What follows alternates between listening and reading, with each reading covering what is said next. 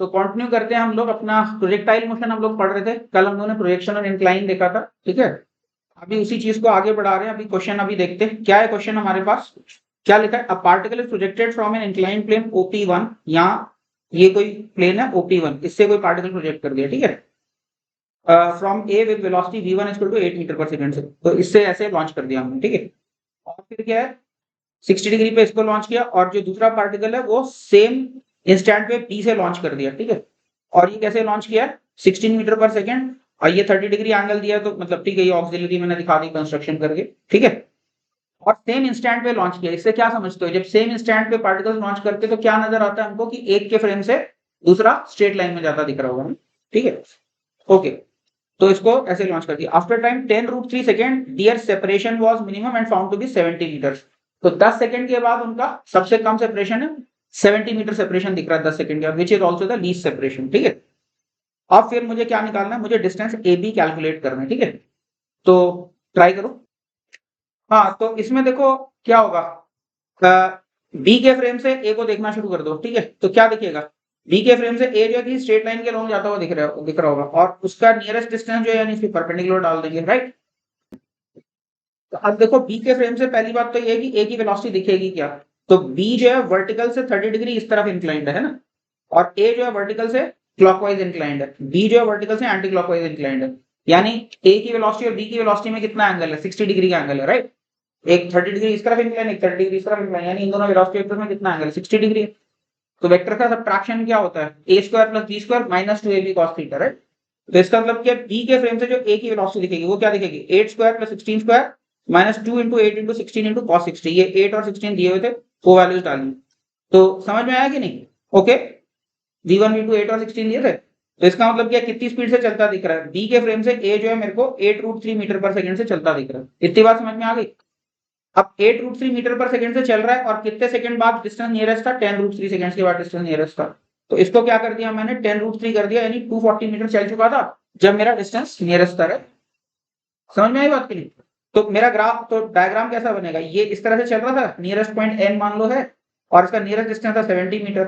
तो इसका मतलब ये 240 है, ये 70 है, AB का डिस्टेंस तो डायरेक्टली मिल जाएगा, पाइथागोरस लगा दो।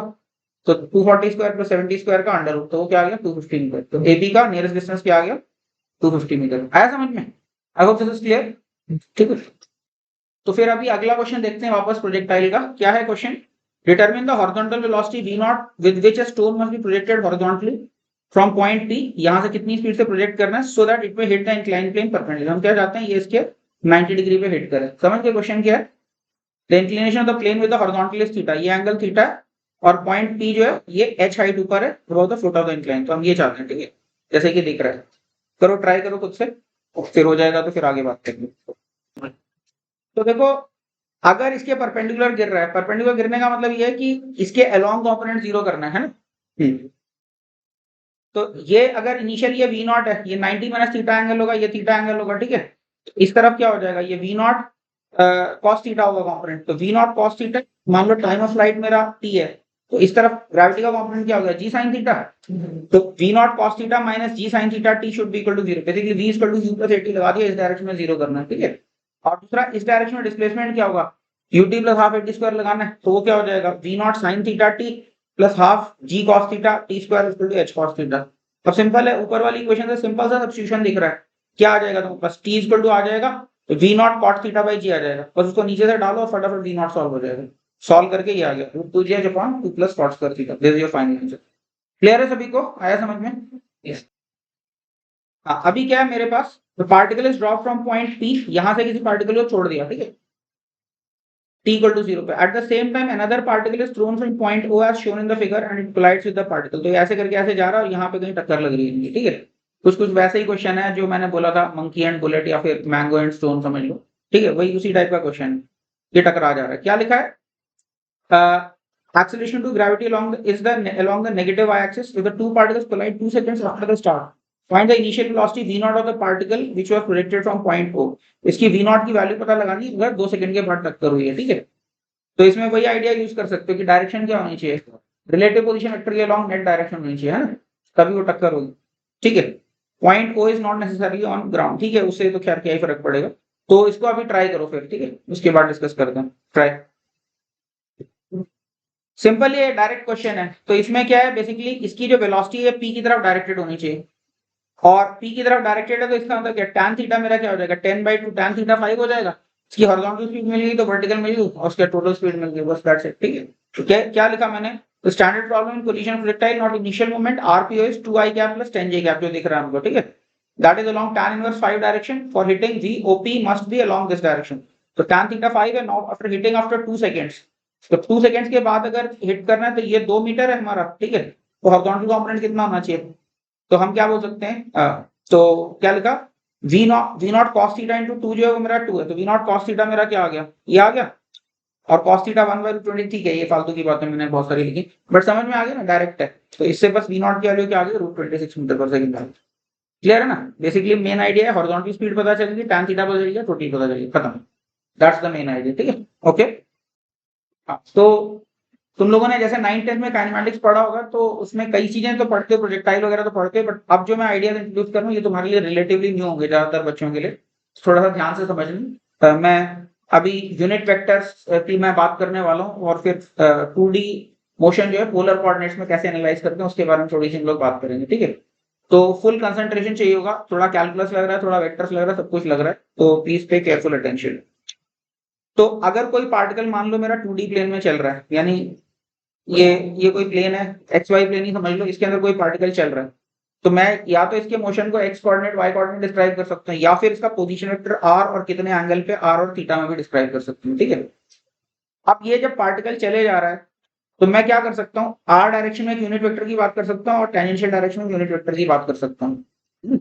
ये डायरेक्शन में आर कैप और इस डायरेक्शन में मैं बोल रहा हूँ डायरेक्शन उस डायरेक्शन को थीटा कैप बोल रहा हूँ। तो एक चीज समझो कि आर कैप और थीटा कैप कांस्टेंट वेक्टर्स नहीं है उनका भी कुछ rate of change with time होगा right. Are cap and theta cap are variable vectors तो उनके रेट ऑफ चेंज कैसे आपस में रिलेटेड होंगे उसकी भी मैं अभी थोड़ी देर में बात करने वाली हूँ। तो सबसे पहले तो मैं खाली आर कैप लिखता हूँ तो आर कैप मतलब क्या हो गया 1 यूनिट का वेक्टर है हॉरिजॉन्टल से थीटा एंगल पे तो यानी क्या हो जाएगा R cap cos theta I cap plus sine theta J cap बराबर ये मेरा रेडियल यूनिट वेक्टर हो गया। ठीक है टेंजेंशियल यूनिट वेक्टर क्या होगा अभी वापस देखो तो ये 1 यूनिट का वेक्टर है वापस। ठीक है यहाँ से वर्टिकल अगर ऐसे ड्रॉ करोगे तो ये एंगल दोबारा से थीटा हो जाएगा तुम्हारा तो इसका वर्टिकल कंपोनेंट तो क्या हो जाएगा 1 cos थीटा और हॉरिजॉन्टल कंपोनेंट पीछे की तरफ क्या हो जाएगा 1 sin थीटा यानी ये टेंजेंशियल यूनिट वेक्टर क्या हो गया minus sin theta I cap plus cos theta J cap. इतनी बात समझ में आई। तो ये तो मेरे यूनिट वेक्टर्स हो गए। ठीक है अभी क्या है मेरे को अगर पोजीशन वेक्टर लिखना है तो पोजीशन वेक्टर को लिखूंगा r टाइम्स r कैप ऐसा लिखूंगा पोजीशन वेक्टर को। अब मेरे को वेलोसिटी निकालना है मान लो पोजीशन से यस तो पोजीशन वेक्टर क्योंकि r टाइम्स r कैप होगा तो इसका डेरिवेटिव लोगे तो क्या आएगा मेरे पास प्रोडक्ट रूल से भी डिफरेंशिएट करना पड़ेगा। This is not the case कि जहां पे i कैप लिखा है तो i कैप को एज इट इज छोड़ दो यहाँ पे r कैप का भी डेरिवेटिव आएगा इज इट क्योंकि r टाइम्स r कैप का डेरिवेटिव क्या होगा प्रोडक्ट रूल से this will be r times r cap dot plus r dot times r cap यही होगा ना इसका। तो इसका मतलब क्या है मुझे r कैप के डेरिवेटिव की जरूरत पड़ने वाली है। ठीक है और बाद में एक्सेलरेशन अगर मेरे को निकालना है तो फिर r टाइम्स r कैप का सेकंड डेरिवेटिव भी मुझे करना पड़ेगा। तो उसके लिए मैं पहले से क्या कर रहा हूँ पहले से ही r कैप का डेरिवेटिव और थीटा कैप का डेरिवेटिव निकाल के रख ले रहा हूँ ताकि उस रिजल्ट को मैं रेडीमेड यूज कर सकूं आगे जाके जब वेलोसिटी और एक्सेलरेशन की बात करूंगा। तो अभी इनके रेट्स ऑफ चेंज देखते हैं। तो अभी ध्यान से देखो r कैप मेरा क्या है cos theta I cap plus sin theta J cap इसको टाइम के रिस्पेक्ट में डिफरेंशिएट कर रहा हूँ।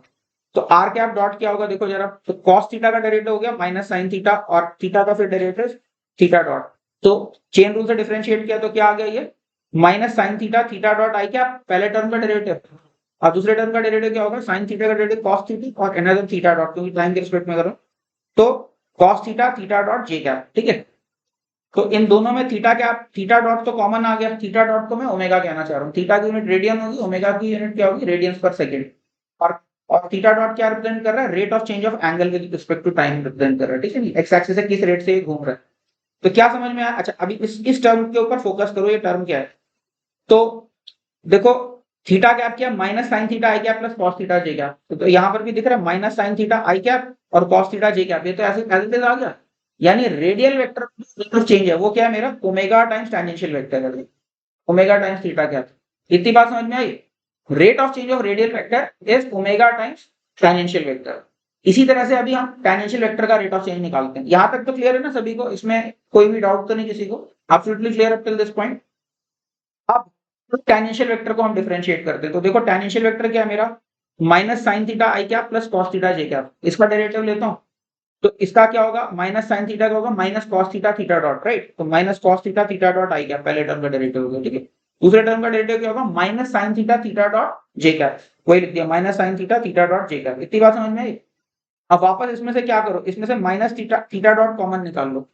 अगर माइनस थीटा डॉट कॉमन निकाल लेता हूं मैं, तो बाकी क्या बचता है, बाकी बचता है तुम्हारे पास cos theta I cap plus sine theta J cap, यही बचता है ना। और cos theta I cap plus sine theta J cap क्या है मेरा, ये रेडियल यूनिट वेक्टर है। इसका मतलब क्या है, जो टेंजेंशियल वेक्टर का रेट ऑफ चेंज है वो minus omega times radial unit vector है, और रेडियल यूनिट वेक्टर का रेट ऑफ चेंज क्या है, omega times tangential unit vector है, ठीक है। इसका रेट ऑफ चेंज जो है वो उसकी डायरेक्शन में और उसका रेट ऑफ चेंज जो है वो इसकी डायरेक्शन में, ठीक है। प्लस माइनस एक बात है, बट समझ में आई बात की नहीं। रेडियल यूनिट वेक्टर का rate of change omega times tangential unit vector, और टेंजेंशियल यूनिट वेक्टर का rate of change minus omega times radial unit vector. इतनी बात समझ में आएगी तो फिर आगे बात करते हैं। I hope this much is clear to everybody. ये बहुत इंपॉर्टेंट स्टेप है, इसके बाद तो फिर सिंपल मैथ्स ही होने वाली है। समझ में आया कि नहीं। तो ये हमने रेडियल वेक्टर का रेट ऑफ चेंज और टेंजेंशियल वेक्टर का रेट ऑफ चेंज निकाल लिया। अब देखो, अच्छा अब एक चीज मैं डिफाइन करने वाला हूँ कि एंगुलर वेलोसिटी ओमेगा वेक्टर कैसे डिफाइन होता है। अभी तक तो मैंने खाली डी थीटा बाई डी को मैंने खाली ओमेगा बोल दिया। अब मैं ओमेगा को एक वेक्टोरियली डिफाइन करने जा रहा हूँ कि वेक्टर डेफिनेशन क्या है इसकी। ये तो खाली इसमें तो कोई डायरेक्शन वगैरह कुछ नहीं लगी ना, बस D theta by d T है। तो ओमेगा को वेक्टर की तरह कैसे डिफाइन कर रहा हूं मैं। तो अगर मान लो मेरा कोई पार्टिकल लोकेटेड है आर एंगल थीटा, ये पोलर में पार्टिकल की पोजीशन दिखाने का तरीका है। जब भी ऐसे लिखा आर एंगल थीटा, यानी डिस्टेंस ओरिजिन से आर है और एंगल जो है एंटी क्लॉकवाइज डायरेक्शन में थीटा। कोई भी पार्टिकल ऐसी जगह पे है और स्पेस में ऐसे चल रहा है कि थीटा मेरा थीटा डॉट रेट से चेंज हो रहा है, ठीक है। तो ओमेगा वेक्टर कैसे डिफाइंड है, इसका मैग्नीट्यूड तो यही हो जाएगा जो थीटा डॉट का मैग्नीट्यूड है, ठीक है। और डायरेक्शन क्या होगी, ये मेरा जो है राइट हैंड थंब रूल से डिसाइड होगा। ये राइट हैंड थंब रूल क्या, अभी ध्यान से सुनना मेरी बात। तो अभी जैसे मान लो पार्टिकल यहाँ पे, थोड़ी देर बाद पार्टिकल यहाँ पे, तो ये घुमा कैसे, ये क्लॉकवाइज घुमा एंटी क्लॉकवाइज घुमा, एंटी क्लॉकवाइज घुमा ना। तो अपना राइट हैंड निकालो, राइट हैंड की फिंगर्स को एंटी क्लॉकवाइज डायरेक्शन में कर्ल करो, ठीक है। ऊपर से देखने पे एंटी क्लॉकवाइज डायरेक्शन में कर्ल करो। अब थंब किसी तरफ पॉइंट कर रहा है, जो भी थंब की डायरेक्शन आ रही है ये हमारा ओमेगा वेक्टर की डायरेक्शन है। समझ में आया कैसे डिफाइन किया ओमेगा वेक्टर। जिस भी तरफ पार्टिकल घूम रहा है ओरिजिन के रिस्पेक्ट में, उस सेंस में फिंगर्स को कर्ल करना है और थंब से हमें ओमेगा वेक्टर की डायरेक्शन मिल जाएगी। अब जैसे ट्राई करना है तो अभी देख सकते हैं, जैसे मान लो पंखे के ब्लेड से घूम रहे हैं, ठीक है, लगातार घूमते जा रहे हैं। पंखे के सेंटर को अगर ओरिजिन मानो तो तुम सब लोग देख सकते हो इसका ओमेगा वेक्टर किस तरफ पॉइंट करेगा। सोच के देखो, अभी ब्लेड ऐसे है, थोड़ी देर बाद ब्लेड ऐसे है, तो ये कैसे पॉइंट करेगा, पंखे का ओमेगा वेक्टर डाउनवर्ड पॉइंट कर रहा है, जिस तरफ वो हवा फेंक रहा है। समझ गया कि नहीं ओमेगा वेक्टर किस तरह से डिफाइंड है। तो मैग्नीट्यूड तो D theta by d T होगा, वो टाइम में डी टाइम में कोई डी थीटा एंगल फिक्स कर लेगा। तो डायरेक्शन के लिए क्या करोगे, राइट हैंड पे फिंगर्स को कर्ल करोगे, जिस सेंस में घूम रहा है वो उस सेंस में फिंगर्स को कर्ल करेंगे, ठीक है। आएगा समझ में कि नहीं, ठीक है। For instance for a particle moving along the turquoise path, ये टर्क्वाइज कलर में जो पाथ तुम्हें नजर आ रहा है, vector joining the origin to particle is rotating clockwise. या ये एंटी क्लॉकवाइज लिखा है, यहाँ एंटी वर्ड यहाँ रहेगी क्लॉकवाइज को। तो ये एंटी क्लॉकवाइज घूम रहा है, दिख रहा है, इसका पोजीशन वेक्टर एंटी क्लॉकवाइज घूमते जा रहा है, जैसे जैसे आगे मोशन प्रोग्रेस हो रहा है, ठीक है।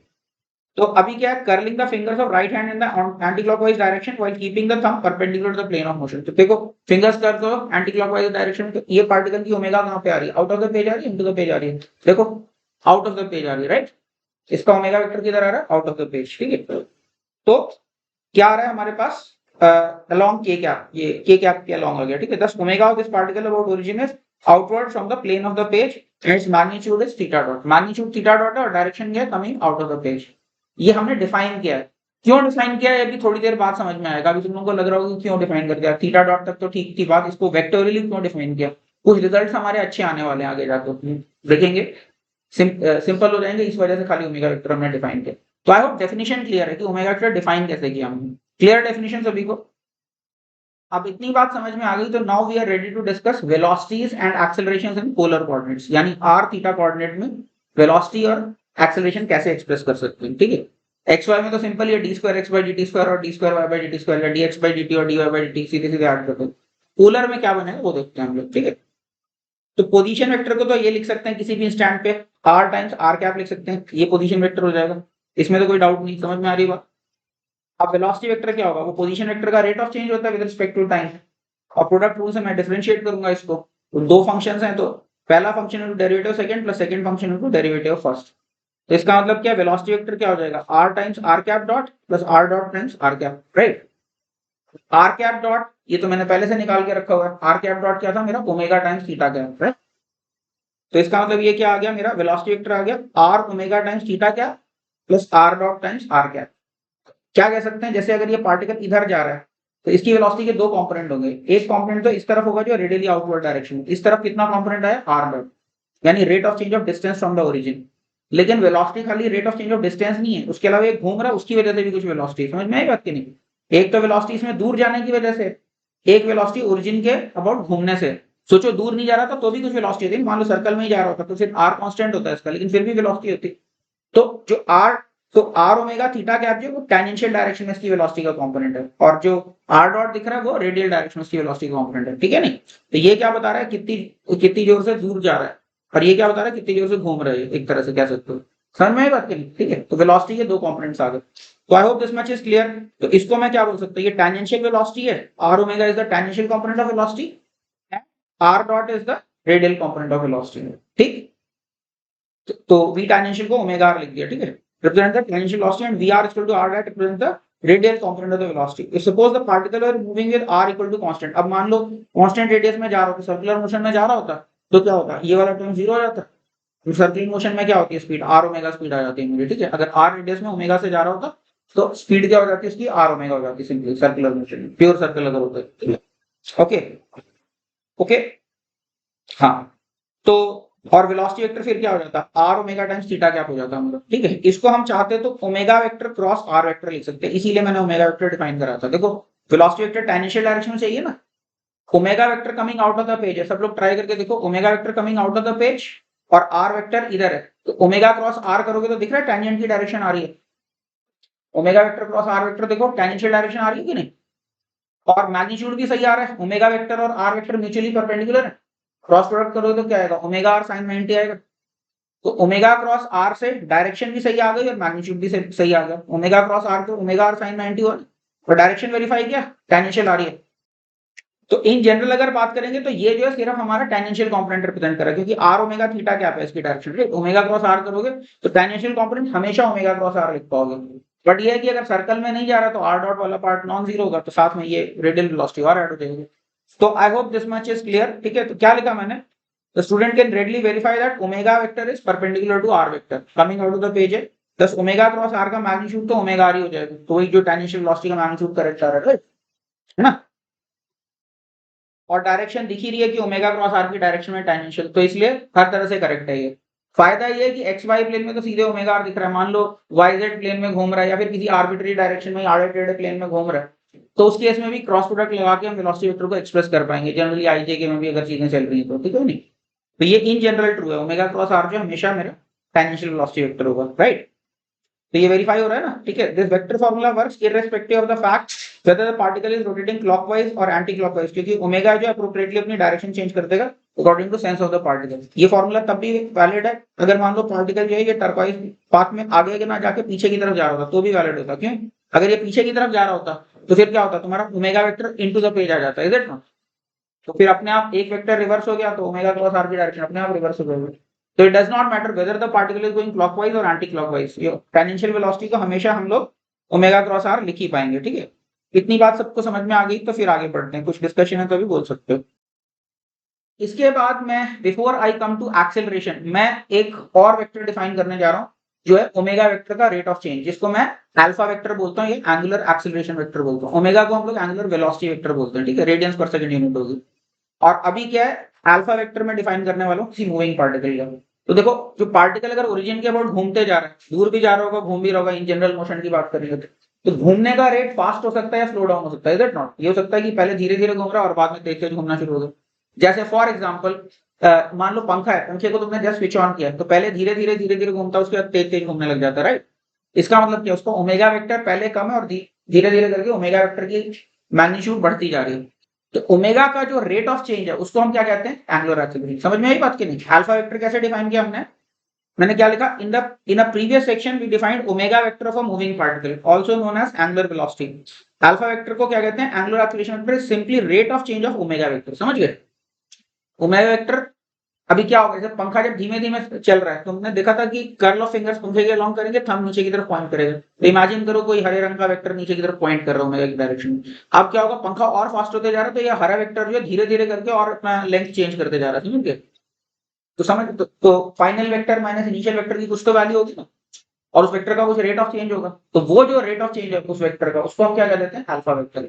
तो जिस तरफ भी ओमेगा वेक्टर है उसी डायरेक्शन में अगर हमारा ओमेगा बढ़ते जा रहा है, तो फिर अल्फा मेरा ओमेगा वेक्टर के अलॉन्ग हो जाएगा। और अगर मेरी ओमेगा की वैल्यू घटती जा रही है, मैग्नीट्यूड घटते जा रहा है, तो अल्फा वेक्टर जो होगा ओमेगा वेक्टर के अगेंस्ट हो जाएगा। कोई चीज स्लो डाउन हो रही है घूमते घूमते, यानी घूमने का रेट कम होते जा रहा है, तो alpha vector will be against the omega vector. और घूमने का रेट फास्ट होते जा रहा है, तो alpha vector will be along the omega vector. ये इसी तरह की बात है जैसे लीनियर एक्सेलरेशन में अगर स्पीड, वेलोसिटी और एक्सेलरेशन अपोजिटली डायरेक्टेड होते हैं वन डायमेंशनल मोशन में, तो पार्टिकल स्लो डाउन होता है, राइट? और सेम डायरेक्शन में होते हैं तो पार्टिकल फास्ट हो रहा होता है। इसी तरह से अल्फा वेक्टर और ओमेगा वेक्टर सेम डायरेक्शन में होते हैं, तो पार्टिकल का घूमने का रेट बढ़ते जा रहा होगा उसी डायरेक्शन में। और ऑपोजिट हो गया अल्फा वेक्टर, तो पार्टिकल का घूमने का रेट धीरे धीरे कम होते जा रहा होगा, ठीक है? तो अल्फा वेक्टर की डेफिनेशन समझ में आई ना? क्या लिखा, if a particle's tangential speed is increasing then alpha is parallel to omega, ठीक है? While if the rate of rotation of particle is decreasing then alpha is anti-parallel to omega, ठीक है? For example, when you switch on a fan, its omega vector as well as alpha vector point downwards, while when you switch it off, omega vector points downwards while alpha points upwards। समझ गए? Switch off करोगे तो omega फिर भी नीचे होगा और alpha जो होगा ऊपर की तरफ हो जाएगा, स्लो डाउन जब होगा। Okay, Since the magnitude of omega is theta dot, the magnitude of alpha क्या हो जाएगा, वो theta double dot हो जाएगा। समझ गए? sec d square theta by dt square magnitude हो जाएगा उसका, right? For motion in the plane of the page, if theta double dot is positive, alpha is coming out of the page। theta double dot positive है तो alpha page से बाहर जा रहा है, और थीटा डबल डॉट नेगेटिव है तो अल्फा मेरे पेज के अंदर जा रहा होगा। इतनी बात अगर सेटल्ड है तो फिर मैं अगले सेक्शन में एक्सेलरेशन की बात करूंगा। अभी तक ओमेगा वेक्टर की बात कर ली और वेलोसिटी वेक्टर की बात कर ली और अल्फा की बात कर ली, ठीक है? तो let me know if there is any further discussion on this. अभी हम लोग बात करते हैं एक्सेलरेशन किसी पार्टिकल का क्या होगा। तो एक्सेलरेशन क्या होता है, वेलोसिटी का rate of change. Velocity vector अभी अभी डिराइव किया हमने, क्या, omega R times theta cap plus R dot times R cap. Tangential velocity theta cap direction में और रेडियल वेलोसिटी, ये मेरा टोटल वेलोसिटी वेक्टर है। अब एक्सेलरेशन क्या, सिंपली वी वेक्टर का डॉट। तो वी वेक्टर का डॉट क्या हो जाएगा, अभी ध्यान से देखना, यहाँ पे भी तीन चीजों पे प्रोडक्ट रूल लगाना है ना। नॉर्मली प्रोडक्ट रूल तो ए बी का डॉट जो होता है A dot B plus A B dot लिख देते हो। अभी यहीं पे उसको एक्सटेंड करोगे तो एक्स वाई जेड का जो डॉट होगा वो X dot Y Z plus X Y dot Z plus X Y Z होता है। मतलब तीन का प्रोडक्ट रूल भी डराइव कर सकते हो, ये मुश्किल नहीं है। तो क्या करो, एक्स इंटू वाई जेड का डॉट ले सकते हो, तो X into Y Z dot plus X dot times Y Z, ये बन जाएगा ना। अब वाई जेड का डॉट क्या हो जाएगा, Y dot Z plus Y Z dot. तो समझ में आ रहा है ना? तो तीन फंक्शंस का प्रोडक्ट रूल सिंपल क्या है, एक्स वाई जेड का डॉट क्या है, X dot Y Z plus X Y dot Z plus X Y Z dot. तो ये मैं डायरेक्टली अभी यूज करने वाला हूँ, समझ गया कि नहीं? क्योंकि यहाँ पे भी तीन चीजें बदल रही, ओमेगा भी चेंज हो रहा होगा, आर भी चेंज हो रहा होगा, थीटा भी चेंज हो रहा होगा, तो तीन का प्रोडक्ट रूल लगेगा, right? Theta cap is not a constant vector है, तो आई कैप की तरह नहीं ट्रीट कर सकते उसको, ठीक है? तो क्या होगा अभी एक्सेलरेशन वेक्टर, तो वेलोसिटी वेक्टर का डॉट लगाएंगे यहाँ पे डॉट। तो क्या हो जाएगा देखो, तो omega R theta cap dot plus omega R cap R dot theta cap plus omega dot R theta cap, ये तो पहले टर्म का डेरिवेटिव हो गया। फिर सेकंड टर्म का डेरिवेटिव क्या होगा, are double dot times R cap plus R dot times R cap dot. समझ में आया ना?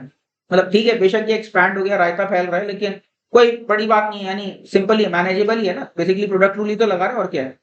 उसके बाद भी अच्छी बात है कि सब चीज फाइनली या तो आर कैप में आ जाएगी या थीटा कैप में आ जाएगी, क्योंकि हमें पता है थीटा कैप का जहां पे भी डॉट आ रहा है वो आर कैप में कन्वर्ट होने वाला है, जहां पे भी आर कैप का डॉट आ रहा है वो थीटा कैप में कन्वर्ट होने वाले। समझ में आई बात की नहीं? तो फाइनली सब कट कटा के, इतना भी सुंदर नहीं आ रहा बट ठीक है, marketing it so that you are not against it, ठीक है ना? याद रखना ये रिजल्ट बेशक कितना ही गंदा दिख रहा है, you have to commit to memory the final result. तो ये समझ में आया ना? इसको मैंने एक्सपैंड कर दिया, पूरा रायता फैला दिया अभी, ठीक है? अब क्या करूंगा, जहां पे मेरे पास थीटा कैप डॉट आ रहा है, तो मुझे पता है theta cap dot is what, minus omega times R cap, right? और आर कैप डॉट क्या है मेरा, ओमेगा टाइम्स थीटा कैप। समझ गए कि नहीं? तो वो सब करके कंबाइन कर दूंगा चीज। तो पहला टर्म क्या हो गया, ओमेगा आर और थीटा कैप डॉट की जगह क्या लिखा, माइनस ओमेगा थीटा कैप डाल दिया, तो ये क्या हो गया, minus omega square R cap बन गया पहले टर्म, ठीक है? सेकेंड टर्म तो एज इट इज रखने की जरूरत है, ऑलरेडी थीटा कैप में ही है। Third term as it is रखा थीटा कैप में already. Fourth term as it is रखा। फिफ्थ टर्म में आर कैप डॉट आया, आर कैप डॉट को क्या लिख दिया, ओमेगा टाइम्स थीटा कैप। समझ में आया ये क्या किया? अब क्या करो, जब आर कैप के क्वेश्चन अलग कंबाइन कर लो और थीटा कैप के क्वेश्चन अलग से कंबाइन कर लो। आर कैप के क्वेश्चन कंबाइन करते हो तो तुम्हारे पास क्या आ जाता है, वो आ जाता है R double dot minus omega square R. तो नेट रेडियल एक्सेलरेशन क्या हो गया मेरा, R double dot minus omega square R. ध्यान रखना, ठीक है। नेट रेडियल एक्सेलरेशन क्या होता है, R double dot minus omega square R. और कुछ ये रिकॉग्नाइज कर पाओगे, अगर मान लो कांस्टेंट रेडियस के अंदर ही जा रहा होता तो आर डबल डॉट वाला टर्म जीरो हो चुका होता, is it not. Circular motion में क्या हो जाता, आर डबल डॉट वाला टर्म जीरो हो जाता और ये खाली क्या रहता, माइनस ओमेगा स्क्वायर आर क्या। This is the familiar centripetal acceleration, जो शायद छोटी क्लास में भी पढ़ा होगा, है ना। पढ़ते हो ना सर्कुलर मोशन में कि सेंटर की तरफ ओमेगा स्क्वायर आर एक्सेलरेशन होता। तो अगर आर डबल डॉट वाला पार्ट जीरो हो गया तो माइनस ओमेगा स्क्वायर आर रह जाएगा। बट यस, जनरल अगर प्लेन मोशन है तो रेडियल एक्सेलरेशन के अंदर भी दो टर्म्स है, एक है आर डबल डॉट, दूर जाने के रेट ऑफ चेंज का रेट ऑफ चेंज, और उसके अलावा घूमने की वजह से भी रेडियल एक्सेलरेशन है। दूर नहीं भी जा रहा तो भी रेडियल एक्सेलरेशन। कई बार बच्चे सोचते हैं यार दूर नहीं जा रहा तो रेडियल एक्सेलरेशन क्यों है।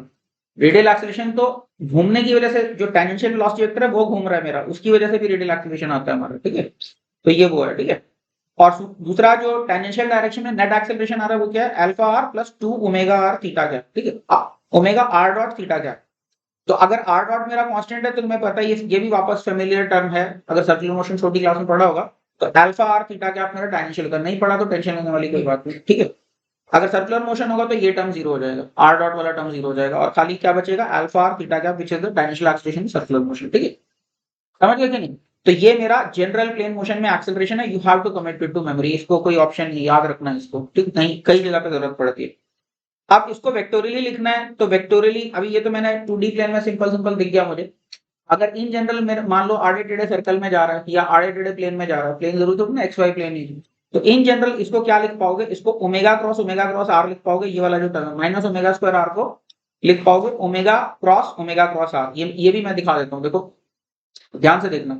अगर मान लो कोई पार्टिकल ऐसे करके ऐसे जा रहा है, ध्यान से देखना, सर्कुलर मोशन में ऐसे जा रहा है, और मुझे पता है ये वाला जो टर्म है अंदर की तरफ माइनस आर कैप में मुझे चाहिए, तो omega vector coming out of the page, और ओमेगा क्रॉस आर क्या था, velocity vector, right. Omega cross V vector देखोगे तो देखो ये अंदर की तरफ आ रहा है, देखो ओमेगा वेक्टर बाहर की तरफ और वी वेक्टर टेंजेंशियली। तो बाहर वाला वेक्टर और वी वेक्टर इनका जब क्रॉस प्रोडक्ट कर रहे हो तो देख रहा है रेडियली इनवर्ड आ रहा है term. So this is giving you the correct direction, और मैग्नीट्यूड तो दिख ही रहा है, ये ओमेगा क्रॉस आर और ओमेगा वेक्टर में 90 डिग्री का एंगल है, तो ये ओमेगा स्क्वायर आर तो बनने ही वाला है, और डायरेक्शंस की अपने आप इनवर्ट आ गई। आया समझ में कि नहीं। तो पहला टर्म क्या है, minus of rather not minus omega cross R, अगर वेक्टोरियली लिखना है। अगर सिंपली लिखना है तो minus omega square R X Y plane में सीधे सीधे दिख रहा है, otherwise vectorially it is omega cross R, ठीक है। दूसरा टर्म एज इट इज लिखा हुआ है आर डबल डॉट आर क्या, ठीक है। फिर ये वाले टर्म्स क्या है हमारे, ये वाला टर्म जो अल्फा आर दिख रहा है ये एक्चुअली अल्फा क्रॉस आर है। अल्फा क्रॉस आर का मैग्नीट्यूड देख सकते हो, alpha vector coming out of the page होगा और R vector into the page होगा, तो alpha cross R 90 degree sine term आएगा। तो ये जो टर्म है अगर वेक्टोरियली लिखना है तो इसको अल्फा क्रॉस आर, कई बार 2D प्लेन में भी कई बार बच्चे कंफ्यूज होते हैं, तो ये याद रखना, ये अल्फा क्रॉस आर है effectively, this term is alpha cross R, ठीक है। और ये वाला जो दूसरा ये लास्ट टर्म है, this is 2 omega cross we rot. अब ये वी रोट क्या बोला है ये अभी समझो, वी रोट क्यों लिख दिया, ये आर डॉट को वैसे तो मैंने वी रोट लिख दिया, बट ये रोट कहां से आ गया, इसमें रोट का क्या मतलब है। तो सोचो कोई पार्टिकल ओरिजिन से दूर भी जा रहा है और घूम भी रहा है ओरिजिन के बाद। अब मैं क्या कर सकता हूं, मैं ऐसा फ्रेम चूज कर सकता हूं जिसमें वो घूमता दिखे नहीं, वो सिर्फ दूर जाता दिखे। मतलब क्या कर रहा हूं, मैंने अपनी नजर को लॉक कर लिया, जो मैं रिवॉल्विंग चेयर पे बैठा हूं, पार्टिकल किसी तरफ जा रहा है और ऐसे तो घूमते जा रहा है मेरे रिलेटिव, लेकिन मैं क्या कर रहा हूं, अपनी रिवॉल्विंग चेयर को भी उसके साथ साथ घुमाते जा रहा हूं। मैंने अपने सिर के ऊपर XYZ प्लेन बेल्ट किए हुए, और अभी क्या है मेरे रिलेटिव मान लो वो एक्स एक्सिस के अलॉन्ग दिख रहा था पार्टिकल, तो मैंने अपनी मुंडी को घुमा ली ताकि अभी भी वो एक्स एक्सिस के अलॉन्ग दिख रहा है, फिर मुंडी घुमा ली ताकि वो एक्स एक्सिस के अलॉन्ग ही दिखे। तो क्योंकि पार्टिकल हमेशा ही एक्स एक्सिस के अलॉन्ग चलता हुआ दिख रहा है और मैं अपनी मुंडी को घुमाते जा रहा हूँ, तो मेरे को क्या दिख रहा है, मेरे को तो वो खाली स्ट्रेट लाइन में ही जाता दिख रहा है ना, उसका एंगल चेंजिंग तो दिखेगा ना। तो समझ में आई, रोटेटिंग फ्रेम क्या है, ऐसा फ्रेम जो खुद अपने आप घूमते जा रहा है, जिसमें खाली मुझे दूर जाता हुआ दिख रहा है पार्टिकल, मेरे को घूमता हुआ नहीं दिख रहा, क्योंकि मैं खुद घूम जा रहा हूँ पार्टिकल की तरफ। समझ बात, जैसे तुम दौड़ लगा रहे हो लेटर से, तो मैं क्या कर रहा हूँ, अपनी मुंडी को ऐसे लगातार घुमाते जा रहा हूँ, और सिर के ऊपर मेरा XYZ एक्सिस है वो भी घूमते जा रहा है, तो तुम खाली दूर जाते हुए दिखोगे उस फ्रेम में, घूमते हुए नहीं दिखोगे कि मैं घूम रहा हूँ उस हिसाब से, तुम्हारी तरफ नजर किए हुए लगातार घूम रहा हूँ। समझ में ये बात की रोटेटिंग फ्रेम को। तो वी रोट क्या हुआ, V rot is velocity of the particle as seen from the rotating frame in which it is not appearing to be rotating. rotating frame कैसा है, जिसमें पार्टिकल नहीं रोटेट कर रहा। नॉन रोटेटिंग फ्रेम में particle rotate करता दिख रहा है, रोटेटिंग फ्रेम में पार्टिकल खाली दूर जाता हुआ दिख रहा है। समझ में आई बात की। तो ये इस फॉर्म में याद रखना है इसको, ठीक है, मतलब दोनों ही फॉर्म याद रखने। और कई बार क्या होता है इस फॉर्म में कंफ्यूज होते रहते हैं बच्चे की पॉजिटिव है या नेगेटिव है ये टर्म, तो ये वाले फॉर्म में कभी भी वो पॉजिटिव नेगेटिव का कंफ्यूजन नहीं आएगा, जब भी देखोगे क्रॉस प्रोडक्ट करके एकदम तुरंत क्लियर हो जाएगा। तो I hope this is clear, समझ में आया कि नहीं? तो क्या लिखा here v rho represents the velocity vector of the particle in a frame in which the particle appears to move only in the radial direction, that is a frame which itself is rotating with theta dot। और ये जो term है ना twice omega cross we rot, ये जो term है इसको हम कहते हैं Coriolis acceleration. This term is called Coriolis acceleration. ये एक रियल एक्सेलरेशन है। There is also something which is somewhat related to it, जिसको हम कहते हैं कोरिलेस फोर्स, जिसकी हम लोग बात करेंगे बाद में जब स्यूडो फोर्स पढ़ेंगे। बट अभी ये जो है ये एक्सेलरेशन कोई स्यूडो एक्सेलरेशन नहीं, ये सच में एक्सेलरेशन है पार्टिकल का, ठीक है। ये वाले टर्म को क्या नाम देते हैं? कोरिलेस एक्सेलरेशन, ठीक है। तो term twice omega cross we rot is called Coriolis acceleration, okay, ठीक है। If a particle is moving at a constant radius, अगर सर्कुलर मोशन में जा रहा होगा तो फिर क्या हो जाएगा? तो ये वाला टर्म जीरो हो जाएगा, कोरिलेस कुछ आएगा नहीं, ये वाला टर्म जीरो हो जाएगा और एक्सेलरेशन सिर्फ क्या बचेगा? Minus omega square are R cap और आर अल्फा थीटा कैप। तो ये मेरा क्या हो जाएगा? ये मेरा रेडियल एक्सेलरेशन हो गया, जिसको सेंट्रीपिटल भी कहा जाता है। सेंट्रीपिटल बोलो, नॉर्मल बोलो, रेडियल बोलो, सब एक ही बात है। नॉर्मल इसलिए क्योंकि सर्कल की नॉर्मल है रेडियल डायरेक्शन में, ठीक है। तो omega square R towards the centre of the circle होता है। और उसके अलावा अगर सर्कल के लॉन्ग जा रहा है और स्पीड बढ़ती जा रही है, तो तुमको पता है tangential accident D speed by dt भी मैं प्रूव कर चुका हूं पिछली क्लास में, है ना। तो d speed by dt is also R alpha, समझ गए? एक ही बात है। टेंजेंशियल एक्सीलेरेशन को या तो डी स्पीड बाई dt बोलो या आर अल्फा बोलो, सब एक ही बात है, ठीक है। Omega square are R cap जो माइनस साइन के साथ है, इसको क्या कहते हैं? Centripetal acceleration. और आर अल्फा जो है इसको हम क्या कह देते हैं? टेंजेंशियल एक्सीलरेशन, ठीक है। तो वेक्टोरियली क्या हो जाएगा सर्कुलर मोशन में? इसी वाले फॉर्मूले में ये टर्म जीरो कर दिया और ये टर्म जीरो कर दिया, क्योंकि वी रोड तो जीरो लिखेंगे सर्कुलर मोशन में। तो क्या बचेगा? वेक्टर में ओमेगा क्रॉस आर, ये सेंट्रीपिटल वाला आ गया, और अल्फा क्रॉस आर ये टेंजेंशियल आ गया हमारा, ठीक है। ए टेंजेंशियल जो है मेरा अल्फा क्रॉस आर है। तो कंफ्यूजन अवॉइड करने के लिए क्या लिखा? थीटा जो है हमेशा एंटी क्लॉकवाइज डायरेक्शन में पॉजिटिव लेंगे, नहीं तो कई बार बच्चे कंफ्यूज होते हैं, क्लॉकवाइज में पॉजिटिव लेके फिर सोचते रहते हैं क्या करना, ठीक है। या तो वेक्टर फार्मूला यूज करो या थीटा को हमेशा एंटी क्लॉकवाइज में पॉजिटिव मान के चलो, ओके। और else vector formula must be use to avoid any oversight. ये तो प्लस माइनस की गड़बड़ बहुत करते हैं इस फॉर्मूले में बच्चे, ठीक है। तो एक बार इसको देख लो, फिर अभी डिस्कशन है तो मेरे को बोल सकते हो। तो एक काम करो, 2 मिनट ले लो और शुरू से एक बार देख लो, जहां से मैंने थीटा कैप का डॉट लिया था ना, वहां पे थीटा कैप का rate of change, R cap का रेट ऑफ चेंज, वहां से लेके यहाँ तक अभी 4-5 मिनट लेके अच्छे से पढ़ लो, ताकि ये चीजें बैठ जाए दिमाग में। ये वोलेटाइल है, हाँ वोलेटाइल चीजें, इसलिए थोड़ा सा टाइम ले लो। तो जो इतनी कहानी सीखी है इसके ऊपर एक आध क्वेश्चन देख लेते हैं, ठीक है। नंबर्स बहुत अच्छे नहीं तो इसलिए मैं खुद ही करा दूंगा, बाकी समझ लेते हैं कि कैसे अप्लाई करना है इसको। तो अभी क्वेश्चन है क्या, यहाँ पे देखो, ये मेरे पास कोई ऐसे मैकेनिकल मेंबर है, इस तरह से समझ लो, और इसके अंदर ये ऐसे पेंच सा बना रखा है और उसके ऊपर एक कॉलर चढ़ाया हुआ है। तो अभी क्या होगा, इस पेंच को अगर घुमाओगे तो ये टाइट हो रहा होगा या ढीला होगा, या तो बाहर जा रहा होगा या अंदर जा रहा होगा। समझ में आ रहा है ना क्या मैकेनिज्म? जैसे इस पेंच को घुमाते जाओगे तो या तो बाहर जा रहा होगा या अंदर जा रहा होगा, और साथ साथ ये घूमे भी जा रहा है, समझ गए? तो इसका मतलब क्या है, ये जो हमारा मेंबर है, ये जो कॉलर टाइप का है या फिर जो भी स्क्रू है, ये जो है मेरा स्पेस में कोई स्पाइरल टाइप का ट्रेस कर रहा होगा, is it not? Circular motion तो नहीं कर रहा होगा। अगर रेडियल भी जा रहा है और ये जो मेंबर है जिसके अंदर रेडियल मोशन है वो खुद घूम रहा है, it will be tracing some kind of a spiral. मतलब स्पाइरल भी हो सकता है, अगर मोनोटोनिकली बाहर जा रहा है तो स्पाइरल ही होगा, नहीं तो कुछ और भी कर्व हो सकता है, but it will be tracing some polar curve, right? R theta में कुछ ना कुछ तो ट्रेस कर रहा हो। तो अभी क्या दिया हुआ है क्वेश्चन हमको, rotation of the radially slotted arm is governed by theta is equal to 0.2 t plus 0.02 t cube. ये जो घूम रहा है ऐसे हॉरिजॉन्टल से, ये जो थीटा है, theta is the function of time, मुझे ये दे रखा है, ठीक है, okay, where theta is in radians and t is in seconds, okay. Simultaneously, the power screw in the arm engages the slider B and controls its distance from the origin O according to the equation R is equal to 0.2 plus 0.04 t square। तो ये जो है radius, इसका radius भी बढ़ते जा रहा है, दूर भी जा रहा है, ठीक है। किस हिसाब से? इस हिसाब से दूर जा रहा है। फिर R is in meters and T is in seconds, सब ऐसा यूनिट्स में चल रहा है। Calculate the magnitudes of velocity and acceleration of the slider when T is equal to 3 seconds। तो इसका velocity और acceleration T is equal to 3 seconds पे। तो क्या करोगे, वेलोसिटी के लिए हमको आर डॉट आर कैप, ठीक है, और क्या चाहिए, ओमेगा आर थीटा कैप चाहिए। तो ओमेगा के लिए मेरे को थीटा कैप, थीटा डॉट निकालना पड़ेगा। तो अब बस डिफरेंशिएट किया हमने, ये फॉर्मूला ही लगा रहे हैं और उसके बाद टाइम की वैल्यू पुट कर देंगे, ठीक है। तो स्पीड क्या आ जाएगा, टेंजेंशियल स्पीड तो मेरी क्या हो जाएगी, ओमेगा और रेडियल स्पीड है आर डॉट, तो टोटल स्पीड क्या हो जाएगी, रूट ऑफ ओमेगा आर का स्क्वायर प्लस आर डॉट का स्क्वायर, ठीक। अब ओमेगा जो है वो थीटा डॉट निकालोगे, डिफरेंशिएट कर दिया उसको उठा के, तो क्या आ गया, ये 0.2 प्लस 0.6 t स्क्वायर, समझ में आ रहा होगा। तो ये मेरा ओमेगा आ गया। आर डॉट क्या आ जाएगा, इसको डिफरेंशिएट कर दिया तो ये क्या आ गया 0.08t, समझ में आ रहा है। अब t इक्वल टू 3 सेकेंड्स में इन दोनों की वैल्यू कैलकुलेट करिए, ठीक है। कैलकुलेट किया तो ये अब टाइम की वैल्यू बस डालनी है, तो आर डॉट ओमेगा ये सब कुछ कैलकुलेट कर लिए, आर डॉट ओमेगा सब कुछ आ गया, ठीक है। सब्जी कट गई, तड़का लगा दो बस, ठीक है, समझ गए कि नहीं।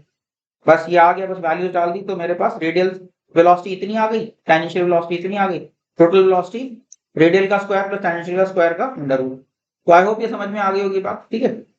अच्छा एक चीज ध्यान रखना, मतलब वैसे ज्यादातर लोग करोगे नहीं, कई बार क्या करते हैं बच्चे, रेडियल वेलोसिटी आ गई बस उसी को डिफरेंशिएट कर देते हैं, कांस्टेंट को कभी डिफरेंशिएट नहीं करते, हमेशा फंक्शन को डिफरेंशिएट किया जाता है।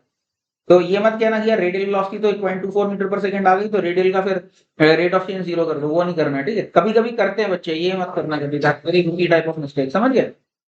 हमेशा फंक्शन को डिफरेंशिएट करना, तो एक्सेलरेशन के लिए वेलोसिटी का वैल्यू नहीं यूज करना है, वेलोसिटी का फंक्शन यूज करना है, ठीक है। तो फिर उसके लिए क्या करोगे, फिर आर डबल डॉट निकालेंगे, ठीक है। Just because R dot is 0.24, R double dot is not 0, ठीक है। एक और बार डिफरेंशिएट करेंगे उसको, ठीक है। तो और अल्फा क्या हो जाएगा, अल्फा थीटा डबल डॉट होगा, तो एक और बार डिफरेंशिएट करेंगे, तो ये फिर कैलकुलेट करके t इक्वल टू 3 पे थीटा डबल डॉट निकाल लिया और r डबल डॉट निकाल लिया। अब मेरे को एक्सेलरेशन लिखना है, तो एक्सेलरेशन का फॉर्मूला याद होना चाहिए, ठीक है। तो क्या था फॉर्मूला, दिमाग पे जोर डालो, क्या था एक्सेलरेशन मेरा, टेंजेंशियल डायरेक्शन में था r alpha plus 2 omega r dot, ये टेंजेंशियल डायरेक्शन में था, ध्यान है। और सेंट्रीपिटल डायरेक्शन में क्या था मेरा, वो था ओमेगा स्क्वायर r वाला, यहाँ पे r double dot minus omega square r, ये मेरा रेडियल डायरेक्शन में। तो बस अब तो बस वैल्यूज डाल देनी, ओमेगा पता है, r डबल डॉट पता है, r पता है, सब कुछ पता है टाइम पे, ये वैल्यूज डाल दोगे तो रेडियल एक्सेलरेशन इतना आ जाएगा और टेंजेंशियल एक्सेलरेशन इतना आ जाएगा, समझ गए। वैल्यू सब्स्टिट्यूशन ही है इसके बाद तो, बट समझ में आ रहा है कैसे अप्लाई करना है, एक्सेलरेशन कैसे कैलकुलेट करना है। तो जब r और थीटा में दिया तो हमारे को इसी तरह से ही प्रोसीड करना पड़ेगा, समझ में आई बात नहीं, इसीलिए इसीलिए हमने इस तरह के फॉर्मूले सारे डिराइव किए ताकि इस तरह के क्वेश्चन को हम हैंडल कर सके। तो I hope this is clear to everybody. Total acceleration है तो रेडियल एक्सेलरेशन का स्क्वायर प्लस टेंजेंशियल का एक्सेलरेशन का स्क्वायर का अंडर रूट, तो टोटल एक्सेलरेशन क्या होगा, उसके दोनों कंपोनेंट्स होंगे वापस, कुछ रेडियल कंपोनेंट होगा टेंजेंशियल बीच में कुछ हो जाएगा इसका, ठीक है कि नहीं। तो एक बार पढ़ लो इसको, 1 मिनट समझ में आ जाता तो फिर उसके बाद फिर आगे बढ़ते हैं। तो अभी अगला क्वेश्चन क्या है हम लोगों का, देखो क्या लिखा है, the nozzle shown rotates with constant angular speed omega about a fixed horizontal axis. तो यहाँ पे क्या है, ये जो नोजल है इसको ऐसे करके ऐसे घुमा रहे हैं, समझ गए, किसी जैसे फायर होस टाइप का समझ लो, ऐसे करके घुमा रहे हैं, किसी वॉल के ऊपर हम इसको पानी गिराना चाह रहे हैं, ठीक है। बाकी मैंने सोचा ठीक है, जो भी इन्वर्ट किया तो खून का कलर आ गया, पानी का कलर था एक्चुअली, ब्लू का इन्वर्ट हो गया, रेडिश हो गया, जो भी, ठीक है। तो ये घूम रहा है कैपिटल ओमेगा से, और क्या लिखा, because of change in diameter by factor of 2 water speed related to the nozzle at A is v while at b is 4v। तो यहाँ पे देखो, यहाँ पे जो पानी का फ्लो रेट है वो तो वही है, बट यहाँ पे वाइड सेक्शन में जा रहा है और यहाँ पे नैरो सेक्शन हो गया, तो नैरो सेक्शन हो गया तो यहाँ पे स्पीड जो है मेरी बढ़ जाएगी, right. Actually area into velocity constant होता है, ये क्यों होता है, ये फ्लूइड मैकेनिक्स में समझाऊंगा, क्वांटिटी इक्वेशन से आता है। तो लेकिन 4v भी हो रही है, इसका मतलब एरिया 1/4 हो रहा होगा, तो इसलिए वेलोसिटी हमारी 4 टाइम्स हो जा रही है, ठीक है। Water speeds at both A and B are constant, यहाँ पे कुछ कांस्टेंट स्पीड है, यहाँ पे कुछ और कांस्टेंट स्पीड है, मतलब टाइम के साथ वेरिंग स्पीड नहीं है किसी भी जगह पे, ओके। फिर क्या पूछा है, determine the velocity and acceleration of water particle as it passes point A, यहाँ पे वेलोसिटी और एक्सीलरेशन पता लगाना है, और फिर क्या पॉइंट बी, जब यहाँ पे क्रॉस करा तब भी मुझे वेलोसिटी और एक्सीलरेशन पता लगाना है, ठीक है। तो क्या करोगे, वेलोसिटी के लिए क्या करोगे, तुमको पता है आर डॉट तो रेडियल वेलोसिटी हो जाएगा, और टेंजेंशियल वेलोसिटी क्या हो जाएगा तुम्हारा, ओमेगा टाइम्स आर, ठीक है। तो ये तो एल है तुम्हारा, तो कैपिटल ओमेगा इंटू एल तो टेंजेंशियल स्पीड हो गई, और ये क्या है, ये मेरे को दे रखा है वी, तो क्या हो गया मेरा, देखो ए पॉइंट के लिए आर डॉट तो वी हो गया, और थीटा डॉट कैपिटल ओमेगा है, तो क्या हो गया, V is capital omega into L का स्क्वायर प्लस वी का स्क्वायर होल का डब्ल्यू, समझ में, ये स्पीड आ गया नेट। इसी तरह से पॉइंट बी के लिए भी क्या है, बी के लिए ये रेडियल आर डॉट तो तुम्हारा 4v है, और ये जो है कैपिटल ओमेगा इंटू 12 हो जाएगा, तो इसलिए बी पॉइंट पे इतनी स्पीड आ गई हमारी, ठीक है। समझ में आ रही बात की नहीं, ठीक है। और इसका मतलब क्या, काइनेटिक एनर्जी भी चेंज हो ही गई है पार्टिकल्स की, अब वो भी चीजें देख सकते हैं बाद में, उसके लिए घुमाने के लिए कुछ वर्क भी करना पड़ेगा, ठीक है। वो खैर इतनी सारी एनालिसिस अभी नहीं करेंगे, अभी इतना समझ में आया कि नहीं, ठीक है। अच्छा एक्सेलरेशन क्या होगा, are double dot minus omega square are, r क्या plus r alpha plus 2 omega are dot theta, ठीक है। अब यहाँ पे अल्फा तो कुछ है ही नहीं हमारा, है ना, अल्फा तो कुछ है ही नहीं, कांस्टेंट कैपिटल ओमेगा से घूमे जा रहा है, ठीक है। और आर डबल डॉट क्या है, आर डबल डॉट भी मेरा जो है, ये आर स्पीड कांस्टेंट है, ठीक है, माने वो टाइम के साथ चेंज नहीं हो रही है गिवन पोजीशन पे, तो आर डबल डॉट भी 0 और अल्फा भी 0 है, तो मेरा फॉर्मूला और सिंपल हो गया, राइट। सिंप्लीफाई करके क्या बचा, खाली माइनस ओमेगा स्क्वायर आर क्या plus 2 omega are dot theta क्या। तो कोरिलेस एक्सीलरेशन टर्म आ रहा है और ये सेंट्रीपिटल वाला टर्म आ रहा है, ठीक है। तो अब बस इसकी वैल्यूज डाल दो, तो क्या स्मॉल ओमेगा की जगह कैपिटल डाल दिया और आर की जगह पॉइंट ए के लिए एल डाल दिया। समझ में आ ही रहा होगा क्या कर रखे हो, तो बस ये कैलकुलेट कर दे। इसी तरह से बी के लिए बी की वैल्यूज डाल के कैलकुलेट कर दी। समझ में आया कैसे किया इसको, क्लियर है? एब्सोल्युटली। अभी लास्ट क्वेश्चन देखो, इसमें क्या हो रहा है। As it passes the position shown, the particle P has constant speed v equal to 100 metre पर second along the straight line shown।